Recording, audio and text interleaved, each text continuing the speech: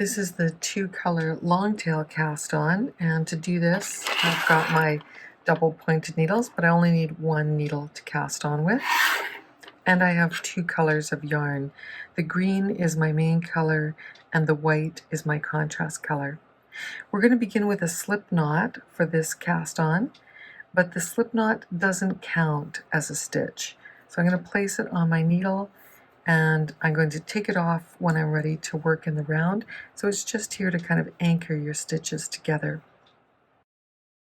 Hold the 2 yarns in your 3 fingers, use your index finger and your thumb to separate them, and again, if you want your main color to show up on your needle first, have it going over your index finger, the other color on your thumb. We begin the long tail cast on in the regular way, so I'm going to tilt my hand upwards.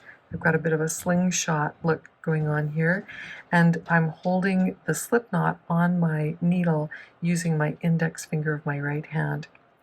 You begin by going under the loop on your thumb from the left to the right, so under the outside edge into the middle of the loop on your thumb, and then grabbing the yarn that's going over the nearest part of your index finger, pull that back through the loop and snug it up underneath. The next stitch is going to be a purl stitch. So when we do our corrugated ribbing, this is going to be a knit stitch. The next stitch is a purl stitch.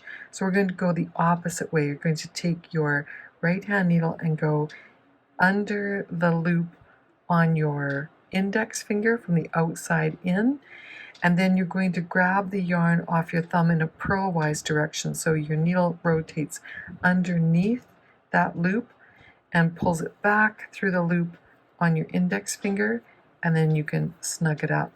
And you'll see there's a slight purl bump on the bottom of that stitch. Let's do the regular knit stitch again. So your right hand needle goes through the outside loop or the farthest loop on your thumb, and then grabs the inside loop from your index finger and pulls that back through the loop on your thumb. Just the way that it came out, it goes back in again. Drop that loop off your thumb and snug it up. To do the next stitch, we take the right hand needle and take it all the way over to the outside loop on your index finger.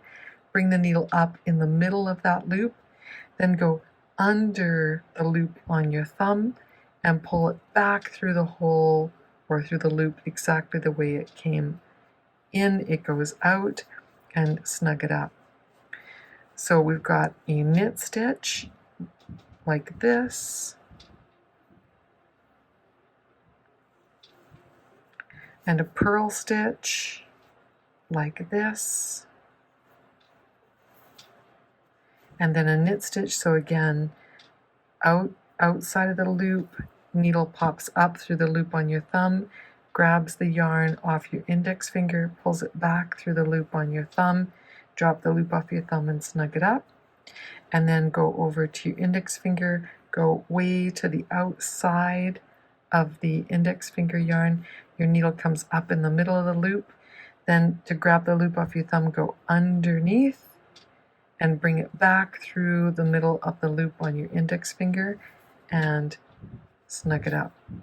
So we get an alternating knit purl orientation on your needle and alternating colors.